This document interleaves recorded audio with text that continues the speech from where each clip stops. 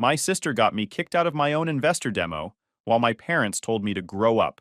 So I left, built a business they couldn't touch, and when they tried stealing from me with forged documents and fraud, I made sure they paid for every single decision. Hey Reddit! My family treated me like I was invisible while my sister got everything handed to her. So I walked out, built something from nothing, and proved I didn't need them. But of course, they weren't finished trying to ruin my life. Before all that, here's how it started. My name's Elias, I'm 26, and 3 months ago, I moved back into my parents' house after quitting a draining IT support job. I wasn't planning on staying long, 6 months tops. I needed the time and the cheap living situation to focus on building my own cybersecurity product. It was supposed to be temporary, a smart move to save money while I pushed towards something better. My family, though, has always been complicated. My mom, Margaret, cares more about appearances than anything else. She's the type who'll lie about where we go to dinner just to sound fancier to her friends. My dad, Graham, is obsessed with status. If it doesn't look impressive on paper, it doesn't matter to him. And then there's Serena, my younger sister. She's 24, runs a lifestyle channel online, and somehow makes every situation revolve around her. Ever since we were kids, I've been the tech guy, the background character. Serena's always been the star. The night of my startup accelerator pitch was supposed to change that. I'd spent months building my product, writing code until sunrise, debugging until my eyes burned. This presentation was my shot at funding. Investors would be in the room, and if I impressed them, I'd finally have the chance to turn my idea into a real company. The pitch was scheduled for 7 p.m. At 6:30, I was doing a final run-through when Serena texted our family group chat, "Running late, be there soon." I didn't think much of it. She wasn't part of the presentation.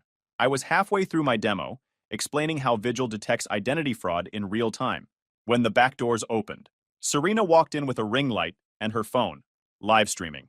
"Sorry I'm late, everyone," she announced to her followers, not the room. "Big career news dropping tonight."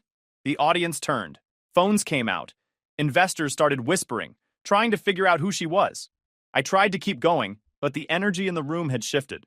Nobody was listening anymore. They were watching her film herself in the back row. By the time I finished, half the room was on their phones looking up her channel. The investors who did approach me barely made eye contact before heading straight to Serena to ask about the project. On the drive home, everyone was thrilled. "You both did so well," Margaret said. Serena's story really made it relatable. "It's good for the family image," Graham added. I stared out the window, trying not to lose it. It wasn't our product, it was mine. I checked my email and saw a notification I'd missed from 3 weeks ago. Grant disbursement, co-applicant account updated.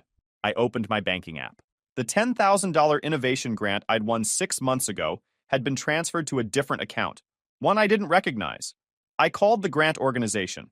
"Your co-applicant requested the funds be sent to her business account," the rep said. "Serena Reeves." She provided all the verification details. "I never had a co-applicant," I said. The rep went quiet. "You listed her on the original application. It's right here." I pulled up my saved copy. No co-applicant. They'd altered the application after submission. Then I went to my parents. "You stole my grant?" I asked. "Don't say it like that," Graham said calmly. "We invested it. Serena's platform will help all of us." "You should be proud," Margaret added. "We're putting our resources into the future." I didn't argue. I went to my room because I needed to grab my laptop charger. My room was gone. My bed, desk, setup, replaced by ring lights, a filming backdrop, and shelves of Serena's merchandise. "What the hell is this?" I asked. Margaret came upstairs. "Oh, Serena needed the space for her studio. You're barely here anyway. We boxed your things. They're in the garage." That was it. That was the moment. That was it. Whatever illusion I'd been holding on to about my family disappeared in that moment. They didn't see me as a son or a brother. I was just a tool, a resource to use. I didn't argue. I didn't yell. I grabbed my laptop, external drives, some clothes, and shoved everything into a duffel bag. I texted Elliot, an old friend from college, who'd been through worse than me and had a spare room. "You still got that space?" His reply came quick. "Yeah, come over."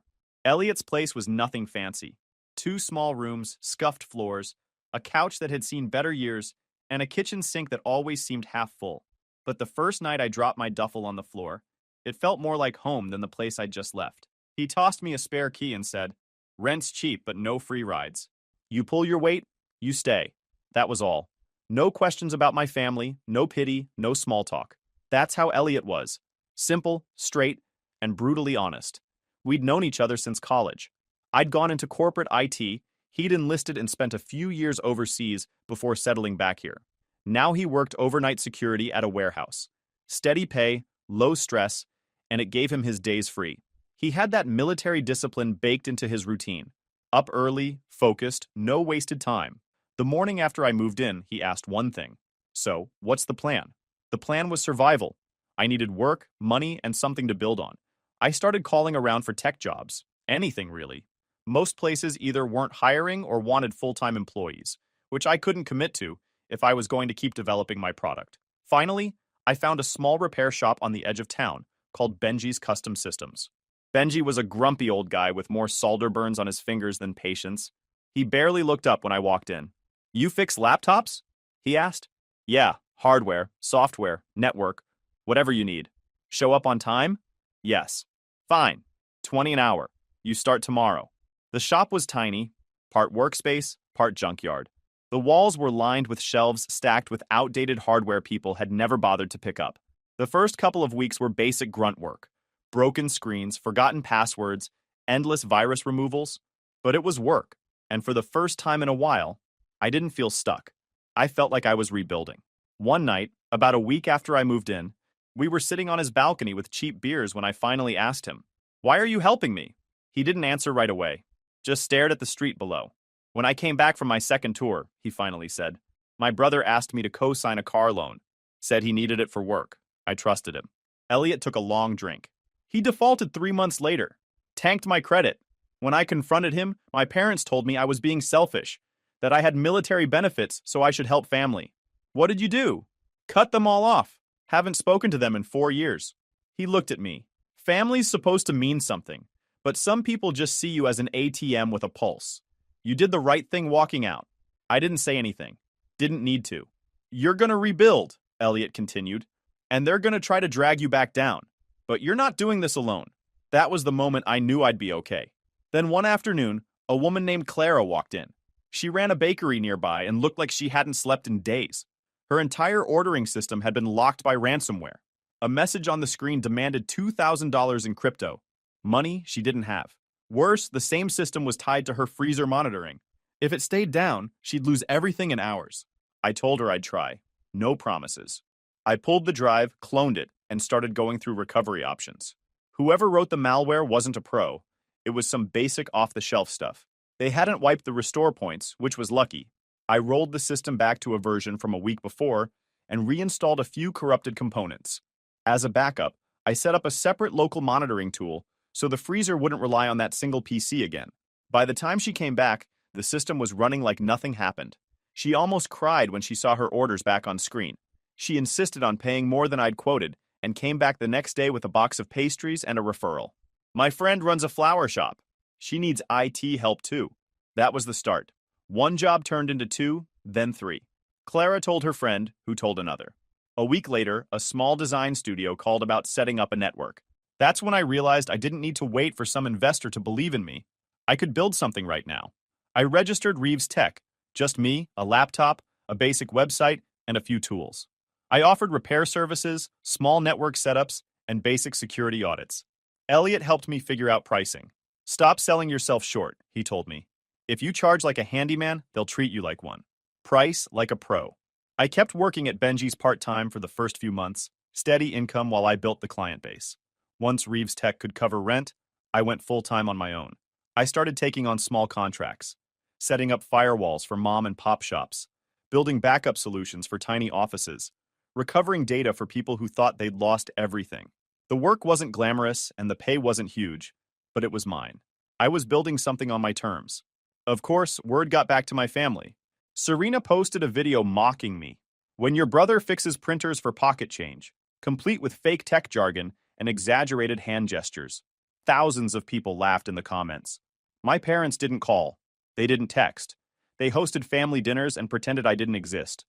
But I didn't care. I was too busy. Every job taught me something new. How to talk to clients, how to draft contracts, how to run a business.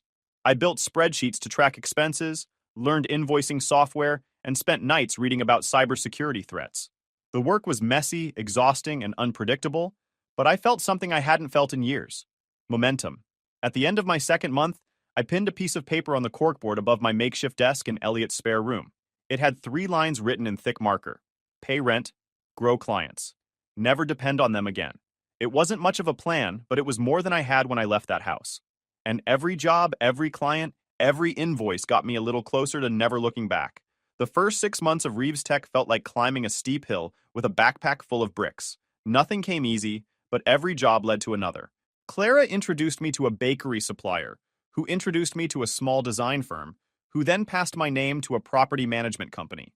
Most of my clients were small businesses, the kinds that couldn't afford big IT firms, but still needed someone to keep their systems from falling apart. It wasn't glamorous, but it was steady. The real turning point came when a mid-sized logistics company called me in to overhaul their network. It was the biggest contract I'd ever had, and I threw myself into it. Days of wiring, configuring, documenting, and building a security plan that would have made my old corporate team proud. When I submitted my proposal, they seemed impressed.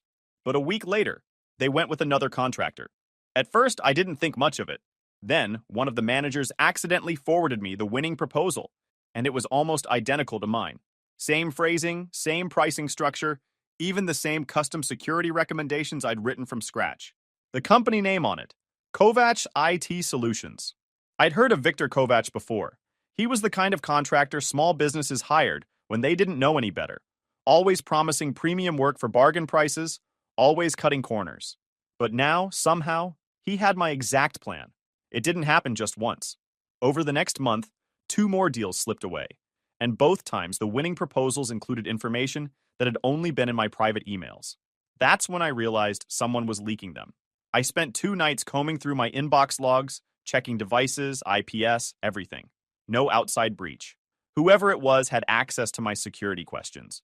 Things that weren't public, but were known by people close to me, like the name of my first pet, or the street I grew up on. I only knew one group of people who had that kind of knowledge. Right about then, my parents suddenly decided they cared about me again. They showed up at Benji's shop one afternoon like they'd just been passing by. Margaret walked in holding a bag of muffins, plastering on that fake sympathetic smile she always wore when she wanted something. "Elias," she said softly, "we're worried about Serena. She's been having a rough time with her brand lately. She's under so much pressure." I didn't look up from the laptop I was repairing. "What does that have to do with me?" "She's thinking of starting a new company," Graham chimed in, "and she could really use your help. Maybe co-sign a small company credit card to get her started?" I laughed, out loud. "You want me to co-sign a card for the same person who's been mocking me online for months?" Margaret sighed like I was being dramatic. "It's not about the past. This is family. Family helps each other." "I am helping," I said. "I'm staying as far away as possible." They dropped the topic, but I could feel the anger under their polite smiles. They left a few minutes later, and I didn't hear from them again for about a week. That's when everything blew up.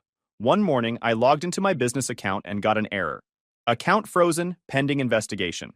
A $50,000 business loan application had been submitted in my company's name. The bank's fraud detection flagged it because the application came from an IP address that didn't match my business location, and the business verification callback went to a phone number I'd never seen before. Whoever submitted it had my tax ID, business registration, even correct answers to security questions. But they got sloppy. They listed Serena's email as the secondary business contact. When I told Elliot what happened, he didn't look surprised. "They're using familiarity as a weapon," he said. "That's the oldest trick in the book." We spent the next 2 nights building a timeline. Every email, every suspicious login, every point of access. Elliot helped me to lock down every account. New passwords, new security questions, new devices. We even set up a separate LLC account under tighter controls so nothing like that could happen again. I filed a fraud report with the bank and contacted the lender directly. It would take weeks to investigate, but at least they froze the funds before any damage was done. Still, the fallout was brutal. My payroll was delayed, and I had to dip into my emergency savings to pay the contractors who worked with me. 2 nearly backed out of future projects because they were worried about financial instability. That was the moment I stopped being just angry. Anger wasn't enough anymore. This wasn't about frustration or hurt feelings. This was about control. They were trying to sabotage what I'd built because they couldn't control it. I looked around my tiny office late one night, surrounded by network diagrams, spare routers, and an inbox full of new client inquiries. This wasn't just a side gig anymore. This was my livelihood, and I wasn't about to let anyone, not even my family, tear it apart. I made myself a promise that night. This would be the last time anyone used what they knew about me to hurt me. The next time they tried, I'd be ready. The night after the loan mess, Elliot walked into my office with 2 coffees and a look that meant business. He set them on my desk and said, "We're done reacting. From now on, we build a case and hit back." I agreed. I was tired of being blindsided. We started tracing the loan submission together. After a few calls and some digging, we got the IP logs from the lender. The application came from a public Wi-Fi network, a coffee shop on the west side. Serena filmed half her content there. I knew it immediately. Too specific to be random, Elliot said. She was there. Now we prove it. Over the next week, we pulled network traces, timestamps, browser fingerprints, anything we could legally access. The device that submitted the loan matched Serena's laptop hardware ID. Even worse, a second submission attempt came from Kovac IT Solutions. It was now obvious this wasn't just family drama. Serena and Victor were working together. We brought in an independent auditor, David Kim, to verify everything. He went through our data line by line and produced a report that left no doubt. The loan was submitted using Serena's device, and Kovac's network was linked to the same scheme. "You have enough evidence to take this to court," David said. But I wasn't interested in lawyers yet. I wanted to control the story before they could twist it again. A few days later, I got a call from one of my clients, a small real estate firm I'd been managing security for. The manager sounded confused. "Hey, Elias, is your company offering a new discount package? Serena from your team emailed us about switching to a cheaper plan." My stomach dropped. "Serena isn't part of my company," I said flatly. "Then you should know she sent us your logo, pricing sheets, everything." The client had forwarded the email. I checked its metadata. It was sent from Serena's IP. She'd probably pulled my logo off the website and copy-pasted my pricing from old client invoices, documents my parents had access to back when I lived with them and worked from home. That same afternoon, 2 more clients reached out about similar emails. One even asked if Serena had taken over the business. I spent the next 2 days doing damage control, personally calling every client, explaining the situation, and sending a cease and desist letter. Elliot was furious. "They're trying to destroy you from the inside," he said. "This isn't petty anymore. This is sabotage." The next blow wasn't business.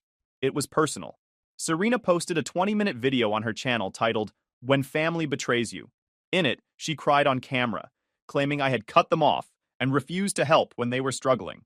She called me greedy and ungrateful, telling her followers I'd stolen family money to fund my company. The video blew up, thousands of comments, most of them calling me heartless.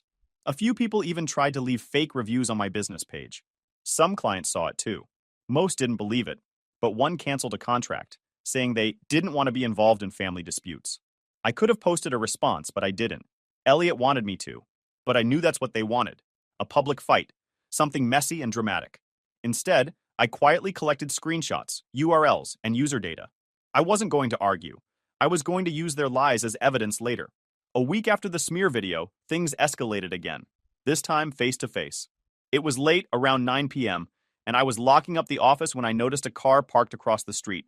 I didn't think much of it until I heard footsteps behind me. "Elias." I turned around. Margaret and Graham were standing there like they'd been waiting. Margaret stepped forward with that fake concerned look she always wore. "We just want to talk," I sighed. "There's nothing to talk about." "Serena's upset," Graham said. "She was only trying to help the business, and you're making her look like a criminal." "She tried to steal my clients," I said, "and she spread lies online." Margaret's tone shifted fast. "You think you're so much better now, don't you? You'd be nothing without us." "Nothing." That hit harder than I expected, but I didn't let it show. "I built this without a dollar from you, and I'll keep building it without you." She tried a different tactic. Guilt. "We're your parents. We raised you. We deserve a little respect, a little support. You deserve honesty," I said. "And the truth is, you're not part of my life anymore." The argument spiraled. They went from guilt to begging to threats in minutes. Graham warned me they'd go public with their side of the story. Margaret said they'd tell everyone I was mentally unstable. It was ugly and desperate. Elliot, who'd been waiting in the car, came over and stepped between us. "Time to leave," he said firmly. They glared at me one last time and walked away. I stood there for a while, heart pounding, but not because I was scared, because I was done. That night sealed it. I wasn't reacting anymore. I was building something they couldn't touch. The next morning, I shifted my entire focus. I started coding a new feature for my software, a background security agent that could detect suspicious login attempts, device changes, and location anomalies in real time. If someone tried what Serena and Kovac had done again, it would flag it immediately. It was long, exhausting work. I slept maybe 4 hours a night, living on takeout and coffee. But I didn't care. Every line of code was one more layer of armor. Every feature made me harder to exploit. By the time the City Tech Expo rolled around, I had a working prototype. I booked a small booth.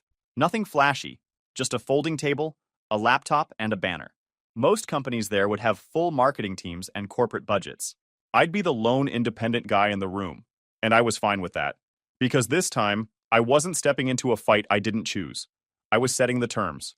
The weeks before the expo were the busiest of my life. Every hour I wasn't sleeping, I was refining Vigil, the security tool I'd been building for over a year, back when I still lived under my parents' roof. Late nights writing code until sunrise, debugging until my eyes burned. After that disaster at the accelerator pitch, I kept building, alone. And now it was ready. This wasn't just about software anymore. It was about taking back something Serena stole from me the night she hijacked my first investor pitch. I still remembered how it felt. I was halfway through explaining Vigil to a small group of potential backers when she barged in, live streaming herself and announcing some big career news. Within minutes, the room's attention shifted from my work to her latest influencer stunt.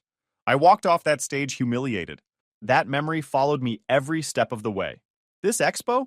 It was my second chance. And this time, she wasn't taking it from me. Of course, she was still trying. Her smear video kept circulating, and the fake reviews were piling up.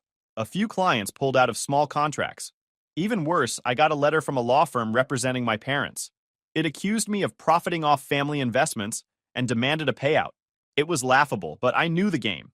They wanted me stressed and distracted before the biggest moment of my career. 2 days before the expo, Elliot forwarded me the exhibitors list. "You're gonna love this," he said. Sure enough, buried in the list was a fake company name with Serena's email attached. She was planning to sneak into the event under an alias. I alerted the organizers, and while they didn't kick her out, they promised they'd be watching. Fine. Let her see what she could have never built. The morning of the expo, I wasn't nervous. I was wired. My booth was bare bones. A folding table, a simple Vigil banner, and a laptop running a live demo. Around me were massive displays from multi-million-dollar companies. I didn't care. I'd rather be the underestimated underdog than the loudest name in the room. Minutes before my talk, Elliot pulled me aside. "She's here," he said. Across the room, Serena and my parents stood together, whispering to a reporter. "Good," I said. "Let them watch." When my slot came, the hall was packed. Investors, business owners, journalists. Some of them had probably watched that video of Serena painting me as the villain. I started calmly. 8 months ago, I tried to pitch Vigil at a startup accelerator. That night didn't go as planned, but I didn't stop building. Today, I'm going to show you why. I walked them through the timeline of what happened. The fraudulent loan application, the forged documents, the impersonation attempts. I didn't say Serena's name. I didn't have to. The evidence was all that mattered. On the big screen, I displayed logs showing suspicious device fingerprints, Wi-Fi network IDs, and timestamps, all captured and tracked by Vigil's monitoring system. Then I showed how Vigil responded in real time, freezing accounts, locking access, and flagging unauthorized actions. It wasn't just a tool. It was a system that could have stopped everything they did to me before it even started. David Kim, the independent auditor, stepped on stage next and confirmed the data's authenticity. "This is all verified," he said. "None of it's fabricated." The room went quiet. People whispered. A journalist raised her hand. "Mr. Reeves, is this connected to the accusations made online about you?" "I'm not here to discuss social media," I said. "I'm here to present facts. And those facts speak for themselves." That's when Serena snapped. She stood up near the back and shouted, "This is harassment! He's obsessed with ruining me!" I didn't blink. "I never mentioned your name," I said evenly. "But if you feel implicated, maybe ask yourself why." Security stepped in as reporters swarmed her with questions. "Did you file that loan? Did you impersonate his company?" Serena refused to answer and stormed out with cameras following her. From that moment, everything flipped. People crowded around my booth for demos. 3 companies scheduled follow-up meetings right there. One of them was the same logistics firm that had rejected me last year. "We should have gone with you the first time," their VP said. Let's set up a call next week. That call turned into a six-figure contract 2 months later. By the end of the day, Victor's company was losing clients. Serena's sponsorships were being reviewed. The video that once made me look like a monster was now flooded with comments calling her a liar. When we packed up that night, Elliot clapped me on the shoulder. 8 months ago, she took your stage, he said. Now you own the whole room. Back at the office, I opened my email. A new message from Margaret. We need to talk. This is getting out of hand. I deleted it without replying.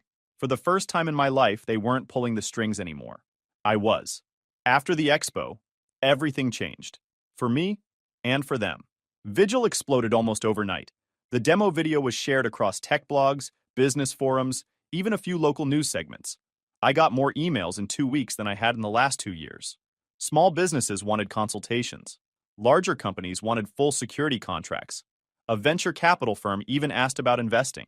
But with the growth came the backlash. 3 days after the expo, I woke up to a flood of missed calls from my dad and a dozen emails from my mom. One subject line read, "You're tearing the family apart." Serena sent a longer one accusing me of publicly humiliating her and ruining her reputation. She demanded I post an apology to her followers. I didn't reply. The messages didn't stop. A week later, Graham called again, but this time he sounded more desperate than angry. "We need help, Elias," he said. "We're behind on the mortgage. Your mom's credit cards are maxed out. Serena's scholarship isn't enough. You've got money now. Can't you help your family?" "No," I said flatly. "You're cold," he snapped. "Family takes care of each other." "Family also doesn't forge signatures or sabotage businesses," I said. "You made your choices." A few days later, Serena showed up outside my office.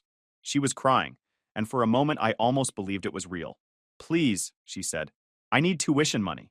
Just one semester. I swear I'll pay you back." "You already stole from me once," I said. "I'm not giving you another chance." Her tone flipped instantly. "You're selfish. Without us, you'd still be fixing phones in a basement." "Maybe," I said, walking past her.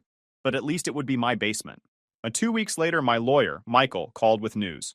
The State Financial Crimes Division had opened an investigation into the forged loan application. The evidence I'd submitted, IP logs, device fingerprints, timestamps, was too solid to ignore. He asked if I wanted to press charges. "Yes," I said. "No more warnings." The investigation uncovered even more. Victor's company was flagged for client impersonation. Serena received a cease and desist for using my company name. Several of their accounts were frozen pending review. Their situation collapsed quickly. My parents' house, already behind on payments, went into foreclosure. Serena lost her scholarship after the university was informed about the fraud. She dropped out mid-semester. With the fraud case open, my family's finances imploded. Graham was laid off. Margaret started selling off furniture and jewelry. Serena tried rebooting her influencer career, but brands stopped working with her, and her follower count tanked. Meanwhile, Vigil signed its biggest deal yet, a national logistics company worth more money than I'd ever seen in my life. I hired 6 new employees and opened a second office. But they weren't done. Serena posted another video, crying about how I'd ruined her life, and used the system to punish my own family. My parents told relatives I'd cut them off and refused to help when they were struggling. It didn't bother me anymore. The truth was documented. People could believe whatever they wanted. Then Michael called again. "The bank wants to pursue civil damages," he said. "We can negotiate a settlement, but it'll still crush them financially." "Let them proceed," I said. They knew what they were doing. 18 months later, the investigations finally closed. Both fraud cases were confirmed. Serena received a criminal record for identity fraud. My parents were named as co-conspirators, but took a plea deal to avoid jail time. By then, their world had fallen apart. Even then, they tried one last time. A handwritten letter arrived from Margaret. "You're punishing us more than we ever punished you. We're your family. Please stop before it's too late." I read it once and set it aside, because for the first time, I wasn't the one drowning in their chaos. They were, and I was finally free from it. By the time the legal mess settled, nearly a year had passed since the expo. Vigil wasn't just a small business anymore. It had become a proper company. We had 2 offices, over 20 employees, and clients in 3 different states. Investors had started calling me, not the other way around. I'd even launched a small scholarship program for first-generation tech students. On paper, I had everything I once dreamed of, but part of me still felt unfinished. It wasn't anger anymore. It was more like a weight that never fully left, the years of being blamed, manipulated, dismissed. I figured it would fade with time. Then Serena reached out again. Her email was short and different from the usual. Please, it's important. Can we meet? Against my better judgment, I agreed. We met at a diner halfway between my office and where my parents now lived. When I walked in, I almost didn't recognize her. The designer clothes were gone. Her hair was messy. She looked exhausted. Thanks for coming, she said, voice quiet. What's this about? I asked. She stared at the table for a long time before speaking. Mom's sick. Cancer. Stage 3. She didn't want you to know. I froze. Since when? About 8 months. She's been trying to work through it, but the treatments are expensive. Dad's not working. We can barely afford rent, let alone the hospital bills. For the first time in years, Serena wasn't smirking or playing a role. She looked scared. And as much as I tried to stay angry, I couldn't. Why tell me now? Because she talks about you all the time, she said. She thinks you hate her. She says she deserves it. I can't keep watching her like this. I didn't know what to say. I paid for her coffee and left. On the drive home, her words replayed over and over in my head. The next morning, I called the hospital. They wouldn't give me details without authorization, so I had my lawyer send a letter with a cashier's check for the full amount and instructions. Payment from anonymous donor. Do not disclose source. 2 weeks later, I got a letter. My mother's handwriting, shaky but recognizable. The hospital said a payment came through. I know it was you. They wouldn't say, but I know. Thank you. I don't deserve your kindness, but you've always been better than us. I'm sorry for everything. She must have asked every person she could think of. Eventually, she just knew. That was the last message I ever got from her. She died 6 months later. I thought about going to the funeral. I even drove close to the cemetery that day, but I stopped a few streets away and turned back. It wasn't bitterness, just the realization that some things couldn't be fixed. I grieved, but not for the mother I had. I grieved for the mother I'd wanted her to be. A few weeks later, my dad sent me a short email. I understand now. There were no excuses, no explanations. Just that. Serena tried reaching out again. This time, it was a long message about how she was in therapy, how she was trying to change, how she was sorry for everything. She said she wanted to start over. I read every word, then deleted it. Forgiveness, I realized, didn't mean letting people back into your life. It meant finally setting down what they left behind. Years passed. Vigil grew far beyond what I ever imagined. We expanded into multiple cities, partnered with major companies, and started offering enterprise-level security solutions. I was invited to speak at conferences. I mentored startups. My name, the one they once dismissed, had weight in the industry now. One evening after work, I got in my car and just drove. I passed the park where I used to bike as a kid, the corner store where I'd worked part-time in high school. Eventually, without planning it, I ended up near the small rental house my parents had moved into after losing everything.